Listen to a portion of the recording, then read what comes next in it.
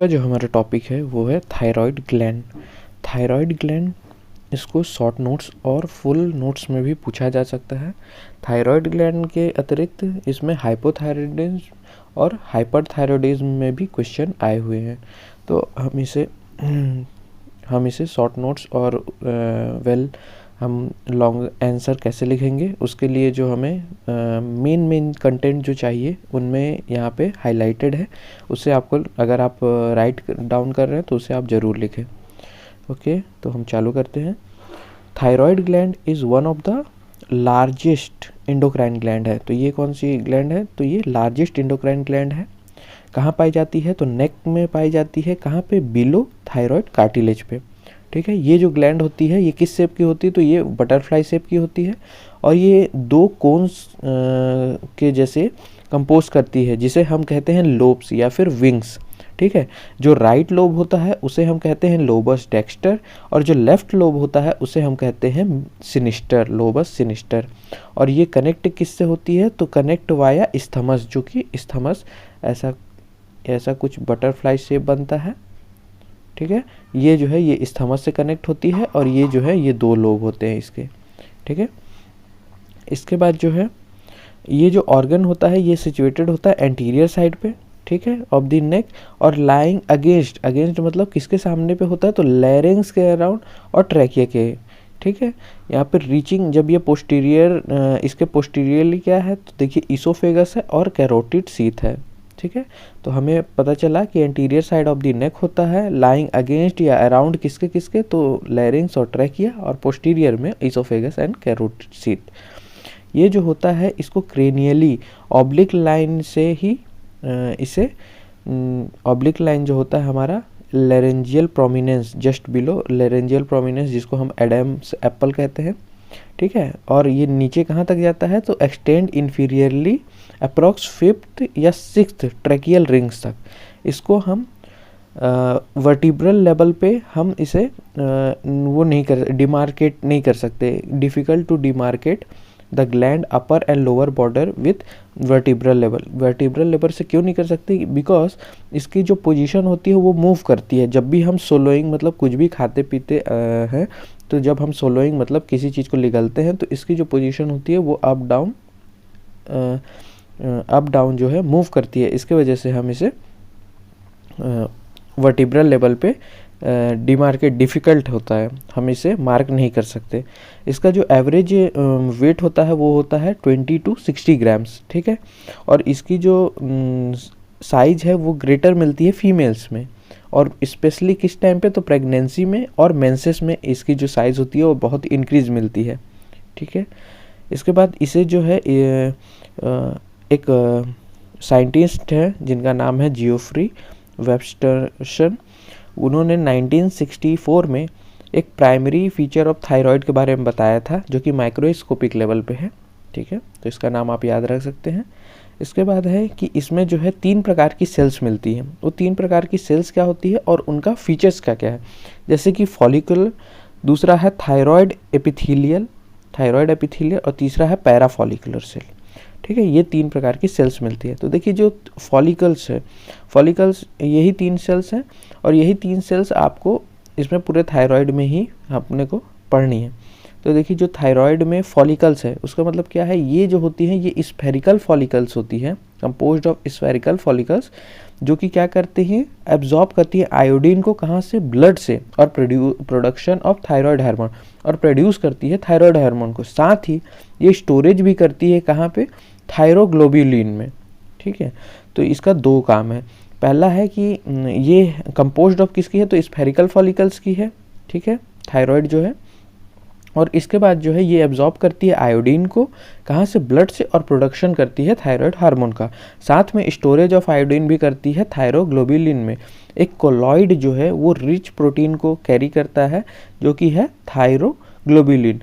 तो थायरोग्लोब्युलिन में ही जाके आयोडीन स्टोर होता है।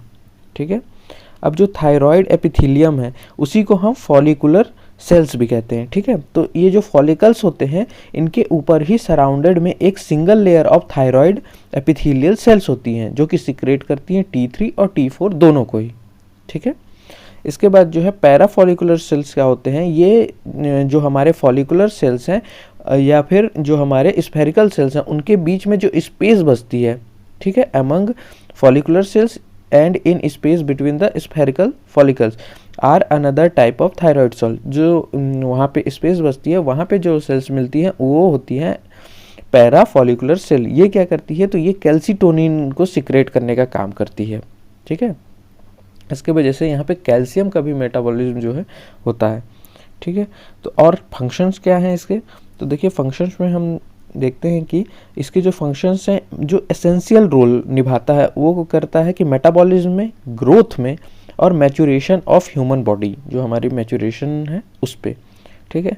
साथ में इसका जो पार्टिसिपेशन होते हैं वो होता है कि हमारे जो ट्राईआइडोथायरोनिन जो है, जो कि T3 हम कह रहे हैं, और थायरोक्सिन जो कि हम T4 कह रहे हैं, ठीक है।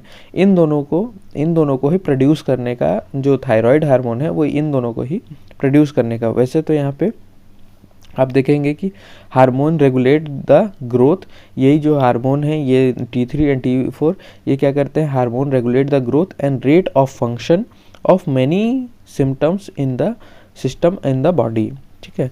T3 और T4 are synthesised from iodine and tyrosine, ठीक है। तो आपको ये याद रखना है कि T3 और T4, T3 किससे, आयोडीन से, और T4 किससे, टायरोसिन से। फिजियोलॉजी पॉइंट ऑफ व्यू आप देखेंगे तो T3 ही कन्वर्ट होता है T4 में, ठीक है। उसके बाद है थायराइड ऑल्सो प्रोड्यूस कैल्सीटोनिन। अभी हमने पढ़ा कि पैराफॉलिकुलर जो सेल्स होते हैं वो क्या करते हैं, कैल्सीटोनिन प्रोड्यूस करते हैं, जो कि play a important role in calcium homeostasis. साथ में ये जो इंक्रीज करता है बेसल मेटाबॉलिक रेट पे, affect protein synthesis and help to regulate long bone growth, जो बोन्स को लॉन्ग ग्रोथ करना है उनमें भी ये हेल्प करता है। साथ में due to synergy with growth hormone and neutral maturation, तो ये मैच्योरेशन को भी हमने अभी पढ़ा है। ये इंक्रीज करता है बॉडी सेंसिटिविटी को टू कैटाकोलेमाइंस, ठीक है। और उसके बाद है ये इनिशिएट करता है डेवलपमेंट को and differentiation of the cell of the human body. ये रेगुलेट करता है प्रोटीन को, फैट को, कार्बोहाइड्रेट को, मेटाबॉलिज्म में उनके मेटाबॉलिज्म को। ये स्टिमुलेट करता है विटामिन मेटाबॉलिज्म को। ये हीट जनरेशन करता है बॉडी में। और it regulate thicken of endometrium in female, ठीक है।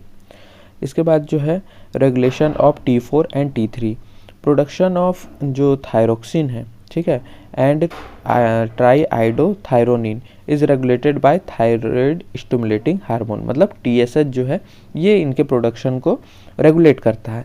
अब ये जो TSH होता है वो रिलीज कहाँ से होता है, तो ये एंटीरियर पिट्यूटरी से रिलीज होता है। Thyroid and thyrotropes are negative feedback loop, ये जो करते हैं ये नेगेटिव फीडबैक लूप में होते हैं, ठीक है। TSH production is suppressed when T4 level are high, TSH जो प्रोडक्शन है वो सप्रेस हो जाता है जब T4 लेवल हाई होगा, ठीक है, क्योंकि TSH जो है, TSH ही क्या कर रहा है, स्टिमुलेटिंग हार्मोन है कि किसका, T3 और T4 का, ठीक है।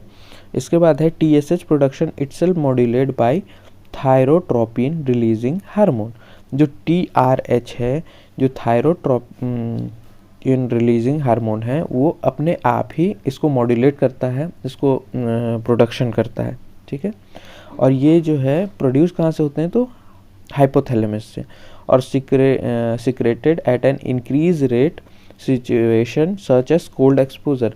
अगर मान लीजिए आप किसी कोल्ड एक्सपोजर पे है तो ये अपने आप ही सिक्रेट करेगा हाइपोथैलेमस और उसके रेट को इंक्रीज करेगा, TRH को, मतलब थायरोट्रोपिन रिलीजिंग हार्मोन, जिसके वजह से TSH बढ़ेगा। TSH बढ़ेगा तो फिर T3 और T4 बढ़ेगा, जिससे हमारे शरीर में हीट का जनरेशन होगा।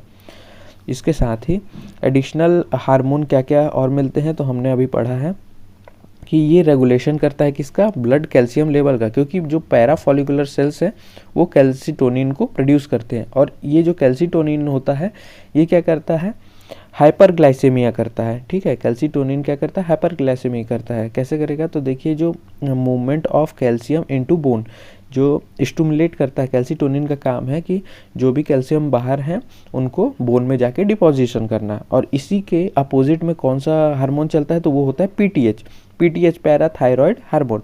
ये क्या करता है, ये करता है ये कि ये वहाँ से कैल्शियम को बोन से निकालने का काम करता है, ठीक है। उसके बाद कह रहे हैं कि जो कैल्सीटोनिन होता है वो लेस एसेंशियल है देन पीटीएच, ठीक है। क्यों ऐसे बोल रहे हैं, क्योंकि क्लिनिकली पाया गया है कि अगर हम कैल्शियम मेटाबॉलिज्म जो है, अगर हम थायराइड को रिमूव भी कर दें तो थायराइड रिमूव कर देंगे तो पूरा पैरा फॉलिकुलर सेल रिमूव हो जाएगा, लेकिन उसके बावजूद भी पीटीएच जो है उसमें मतलब कैल्शियम मेटाबॉलिज्म में कोई फ़र्क नहीं पड़ता है। इसलिए बताया गया है कि कैल्सीटोनिन लेस एसेंशियल है पीटीएच से, ठीक है। इसके बाद है थायराइड डिसऑर्डर। थायराइड डिसऑर्डर की अगर बात करते हैं तो देखिए this disorder are among the most prevalent and medical condition, ठीक है। यहाँ पे जो है कि अगर जितना ज़्यादा वर्ल्ड वाइड हमें एरिया टू एरिया वेरी करता है and determined principally by the ability of iodine in the diet, मतलब एरिया टू एरिया डिपेंड करता है कि ability of iodine in the diet कितनी है। Almost 1/3 of the world population lives in the area of iodine deficiency. तो इसमें क्या बता रहे हैं कि जो 1/3 ऑफ द पीपल हैं वहाँ पे आयोडीन की डिफिशियंसी पाई जाती है, और ये major national and international effort to increase iodine intake, ठीक है। इसके बिहाफ में नेशनल और इंटरनेशनल में एफर्ट लगाने हैं जिससे कि इंक्रीज आयोडीन इनटेक हो सके। WHO कहता है कि 150 mg आयोडीन पर डे लेना चाहिए, which increases to 250 in pregnancy and 290 gram when lactating, ठीक है। इन्होंने बताया है WHO ने। उसके बाद है कि WHO estimate that 2 billion people including 285 million school age children still have iodine deficiency. इसमें क्या होता है कि आयोडीन की डिफिशियंसी हो जाती है, ठीक है। इनमें मतलब अभी भी ये जो है ये स्कूल गोइंग पीपल्स हैं, और WHO 2 बिलियन पीपल्स की बात कर रहे हैं। इसके बाद जो है defined as urinary iodine excretion less than 100 gram per litre, और जो हमारी जो यूरिनरी मतलब हमारा जो यूरिन है उसमें भी हमें एक्सक्रिएशन मिलता है less than 100 gram per litre. This has substantial effort on growth and development and is the most common cause prevalent mental impairment world wide, और इसके वजह से मेंटल इम्पेयरमेंट वर्ल्ड वाइड हमको देखने को मिलता है। जो डेली आयोडीन इनटेक है वो बिलो 50 ग्राम है, तो गॉइटर इज़ यूजुअली एंडेमिक। अगर इतना है 50 ग्राम से कम है आयोडीन का इंटेक तो गॉइटर जो है वो एंडेमिक की तरह वहाँ पे होगा ही होगा।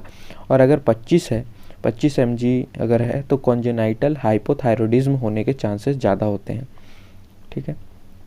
इसके बाद है कि अगर गॉइटर का प्रीवलेंस जो है सीवियर आयोडीन डिफिशियंसी पाई जाती है हाई एस 80%, और ये जो है ये 80% तक पहुंच सकता है इस चीज़ का। तो वहाँ पे क्या करना चाहिए, तो goitrogens in the diet such as thiocyanate, ये जो है ये हमें देना चाहिए in incompletely cooked cassava and thioglucosides in brassica vegetables. तो ये सब चीज़ों का हमको यूज़ करना चाहिए। इसके बाद है कि इसमें जो है ऑटो इम्यून डिफिशियंसी भी है जो यहाँ पे बताई गई है। तो ऑटो इम्यून डिफिशियंसी से ये कैसे होता है, तो देखिए यहाँ पे ऑटो इम्यून थायरोडाइटिस या फिर hypothyroidism are not reported to complicate salt iodisation programmes, ठीक है। इनमें जो है ये दोनों नहीं आते हैं, लेकिन देखिए यहाँ पे आयोडीन रिप्लेट एरिया कहाँ कहाँ पे ऐसा वो होता है, तो देखिए most people with thyroid disorder have auto immune diseases. सभी को मतलब ऐसा भी है कि बहुत सारे पीपल्स को ऑटो इम्यून डिसऑर्डर भी है। तो इसमें रेंजिंग है, कैसे कैसे रेंजिंग है, तो देखिए प्राइमरी एट्रोपिक हाइपोथायरॉयडिज्म, ठीक है। फिर है और कौन कौन सी डिजीजेज हैं, तो Hashimoto thyroiditis to hyperthyroidism caused by Graves disease, और थायराइड डिसऑर्डर इंक्लूड। तो इतने सारे जो हैं ये ऑटो इम्यून डिसीज़ में भी आते हैं, ठीक है। साथ में जो थायराइड है उसमें 2 प्रकार की एक्टिविटी चलती है। जैसे कि एक है कि एबनॉर्मली अगर ये इंक्रीज़ हो जाता है, इसकी एक्टिविटी इंक्रीज़ हो जाती है, तो इसे हम कहेंगे हाइपरथायरॉयडिज्म। और अगर एबनॉर्मली ये इसकी एक्टिविटी डिक्रीज़ हो जाती है तो इसे हम कहेंगे हाइपोथायरॉयडिज्म। साथ में अगर वहाँ पे इन्फ्लेमेशन हो गया है, इन्फ्लेमेशन की कंडीशन बन गई है, तो हमें क्या करना है, थायराइड में आइटिस जोड़ना है, जो कि हो जाएगा थायराइडाइटिस। ठीक है, तो ये जो है, अब हम नेक्स्ट जो है हम हाइपरथायरॉयडिज्म के बारे में पढ़ेंगे। एक पॉइंट और है कि जो थायराइड नोड्यूल्स हैं, जो थायराइड नोड्यूल्स होते हैं वो जनरली बिनाइन होते हैं, बिनाइन नियोप्लाज्मा ट्यूमर्स होते हैं, but may be seen in thyroid cancer. ठीक है, जबकि थायराइड कैंसर में भी ये दिखाई दे सकते हैं, लेकिन जनरली जो है ये बिनाइन होते हैं। ठीक है, बिनाइन और मैलिग्नेंट हम दो प्रकार के कैंसर्स पढ़ते हैं। बिनाइन जो होते हैं वो एक जगह से दूसरी जगह मूव नहीं करते हैं, जिस जगह हैं उसी जगह बने रहते हैं, और जो मैलिग्नेंट होते हैं उनके सेल्स एक जगह से दूसरी जगह मूव करते हैं। तो हम जो नेक्स्ट पढ़ने वाले हैं वो है हाइपरथायरॉयडिज्म, नेक्स्ट वीडियो में।